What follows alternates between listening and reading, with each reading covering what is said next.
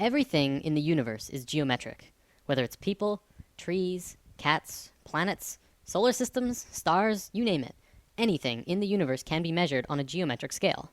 Having said that, it's important to note that creation is also geometric. What we're going to be looking at today is the pattern of creation. Essentially, what this means is that everything in the universe comes out of this single pattern. I'm not making this up. This single image will change everything.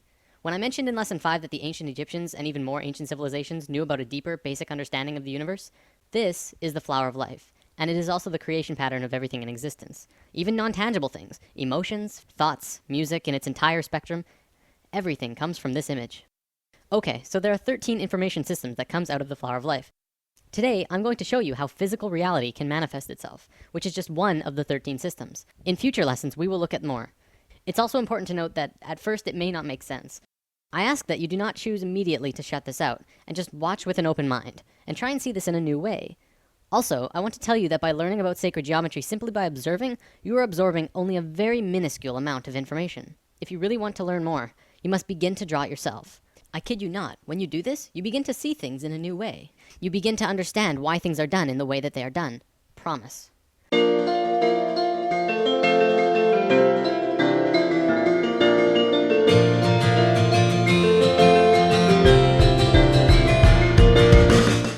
The flower of life was known around the world in ancient times. It was found in Ireland, Turkey, Israel, Egypt, China, Greece, Germany, India, and Iceland. It's also been recorded to have been found in England, Tibet, Japan, Sweden, Lapland, the Yucatan, and I think 14 other places. This thing is everywhere. Not only that, but everywhere around the world it has the same name, the flower of life. Now, to understand the flower of life, first we have to talk about how it's formed. This could get incredibly complex, so I'll try and keep it simple. Imagine consciousness, or spirit, floating in a void, which means it's nothingness, and then spirit. No physical body or mind, just spirit, and that's it. Then blackness, essentially nothing, all around the spirit, for infinite. Spirit decides to do something, so it expands its consciousness all around itself as far as it can go without moving. It creates a sphere around itself. This is the first circle in the flower of life. Then, spirit has an awareness of what's around itself in 360 degrees. It moves to the very edge of the sphere anywhere and repeats what it did the first time. It creates this image, which also creates the Vesica Pisces. Within the Vesica Pisces is a vast and incredible amount of knowledge about width, proportion, depth. Also comes the square roots of 2, 3, and 5, which are all numbers that go on forever. But even more interestingly, comes geometric information about light. We'll talk about that in a moment. Now, spirit has no choice but to do it again. Spirit is flawless, and therefore it will move flawlessly, creating the next circle either here or here, exactly one radius away from the other circle next to it. Every time spirit moves another sphere, more and more knowledge comes out of the image that is created. The first complete image to be formed is this. It has 2 names, the seed of life, or the Genesis pattern, and for good reason. Now, let's look at the book of Genesis for a second. Each of these movements or creations of circles can be seen as another day. On the first movement, the second sphere, it created knowledge about not only mathematical proportions, but light. The first sentence of Genesis says, "The earth was without form and void, and that the Spirit of God moved upon the face of the waters." In the very next sentence, God says, "Let there be light." The key here is in the order. The movement happened first, then light happened immediately after. Well, but what about the waters? Well, you have to remember that the Bible has been changed over time a lot. The ancient Egyptians would say that the way our modern Bibles begin creation is impossible, especially if you think about it from a physics point of view. Imagine a dark, infinite space that goes on forever and ever in all directions. You're just floating there with nothing. You can't really fall, but where would you fall to? From a purely physics or mathematical point of view, motion itself, or kinetic energy, is absolutely impossible in a void. You can't even rotate, because motion cannot become real unless there is one other object in the space around you. So the ancient Egyptians would say that before God moved upon the face of the waters, it would first have to create something to move relative to. So, Genesis pattern, after 3 spheres, you get the Holy Trinity. Another interesting one, it says in many Bibles of the world, not just the Christian Bible, that on the 4th day of Genesis, exactly 1/2 of creation was completed. Starting from the first motion, exactly 1/2 of the circles were formed on the 4th day. 5th day of Genesis, 6th circle, more information, and then on the 6th day, a geometric miracle takes place. The last circle forms a complete 6-petaled flower. This is what many earlier Bibles meant when they said, "In the beginning there were 6."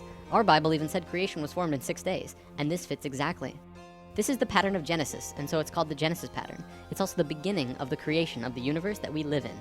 These original movements of spirit are really important, but now let's look at something even cooler. Another image that comes out of this pattern is this. It's called the Tree of Life. Many may recognize this as the Jewish or Hebrew Kabbalah, but the Kabbalah did not originate this image, and there is proof. The tree of life does not belong to any culture, not even the Egyptians, who carved the tree of life on 2 sets of 3 pillars at Karnak Temple, Luxor, over 5,000 years ago. It's outside any race or religion, as with all of these images. They are patterns that are intimately connected with nature. You'll also notice that every circle on the tree of life is either the length or width of the Vesica Pisces. The second image beyond Genesis in the flower of life is the egg of life. This is formed during the second vortex motion. Upon its completion, it creates an image like this, a 3-dimensional shape that you can hold in your hand. If you were to connect their centers, you would see a cube.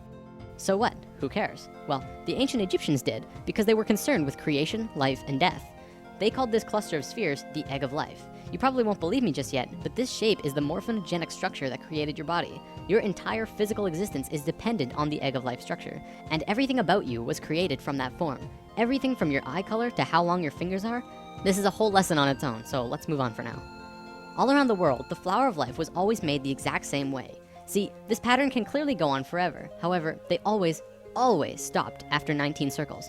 Why? Well, because they didn't want you to see what I'm about to show you. Back then, this image and knowledge was so sacred that they couldn't allow it to become common knowledge. It was appropriate at that time. However, now we either use the information or fall further into darkness. In biology, all cells have a zona pellucida around the edge. These circles around the flower of life are the zona pellucida of the flower of life. You must remove these, then complete the spheres that were cut off by the zona pellucida. With one more step, you will have the secret. Finish the drawing, add the final missing circles, giving you this. This image is the fruit of life. This pattern of 13 circles is one of the holiest, most sacred forms in existence. It's called the fruit because it is the result, the fruit, from which the fabric of the details of the reality were created. Remember when we talked about male and female energy, lesson 4? As you can see, this image is female. It has no straight lines. However, when you combine male lines with these female circles, something amazing happens. What you do is draw a straight line from the very center of every single circle to every other circle in this image. When you do this, you get an image which is known throughout the universe, everywhere, as Metatron's cube. It is one of the most important informational systems in the universe, one of the basic creation patterns in existence. So what is Metatron's cube? Well, anyone who has studied sacred geometry, or even regular geometry for that matter, knows that there are 5 unique shapes in the universe, and that they are crucial to understanding both regular and sacred geometry. They are called the Platonic solids. A Platonic solid has certain characteristics by definition. First of all of its faces are the same size. For example, a cube, the most well-known Platonic solid, has a square on every face, so all of its faces are the same size. Secondly, the edges of the Platonic solids are all the same length. All edges of the cube are the same length. Third, it only has one size of interior angles between the faces. In the case of the cube, this angle is 90 degrees. And fourth, when put inside of a sphere, all of the points will touch the edge of the sphere perfectly. With that definition, there are only 4 shapes besides the cube that fit that description. So what are they? Well, we have the dodecahedron, the tetrahedron, the octahedron, the isosahedron, and the hexahedron. All of these shapes are found within Metatron's cube. This knowledge is also where original alchemy came from. The ancient alchemists and great souls like Pythagoras, father of Greece, considered each shape to have an elemental aspect to them. The tetrahedron was considered fire, the cube was earth, the octahedron was air, the isosahedron was water, and the dodecahedron was ether. Ether, also known as prana, and tachyon energy are all the same thing. They extend anywhere and are accessible at any point in space, time, and dimension. This is the great secret of zero-point technology. The sphere is voidness. These 6 elements are the building blocks of the universe, and they create the qualities of the universe. To summarize, this is the first informational system that comes out of the fruit of life through Metatron's cube. In alchemy, they rarely discussed ether. I've read that in the Pythagorean school, if you even uttered the word dodecahedron outside of the school, they would kill you on the spot. That's how sacred this shape was. 200 years later, when Plato was alive, he would discuss it, but only very carefully. This is because the dodecahedron is near the outer edge in your energy field and is the highest form of consciousness. There's quite a bit more here, but I don't think I can go much further on it right now. Anyways, recognize this? The periodic table of elements? Every single element on this table has a geometric relation to one of these 5 shapes.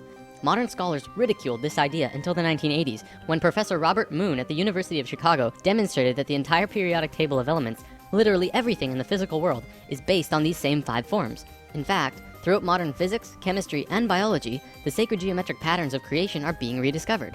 Another example is the egg of life that I showed you earlier. Hopefully that will help you to understand just how incredible and important of a discovery this truly is. Everything that modern science knows about the elements and reality are tied together through the Platonic solids, which come out of Metatron's cube, which is formed out of the fruit of life, which comes from the flower of life, which is made by spirit. Damn. Whether you're convinced yet or not, this is the missing piece of the puzzle. It all comes down to spirit. Don't forget, this is just one of 13 informational systems that created the universe. If you want to study this on depth in your own, the best resource I'm aware of is the book The Ancient Secret of the Flower of Life. Alright, I'm gonna wrap up with something I think you'll enjoy. Do you believe in aliens? Even after lesson 5, I realize many of you might be skeptical. Would you believe me if I flat out told you that aliens have been coming to Earth and helping us for a very long time now? No? How about now? This is the flower of life in a crop circle. Remember, the flower of life is not only tied to everything in the universe, but consciousness, spirit, as well. Here's another one, and another one. Here's the Vesica Pisces in a crop circle. See, by creating these crop circles, aliens have been actually affecting and helping the consciousness of the planet. Do not fear aliens. They're here to help.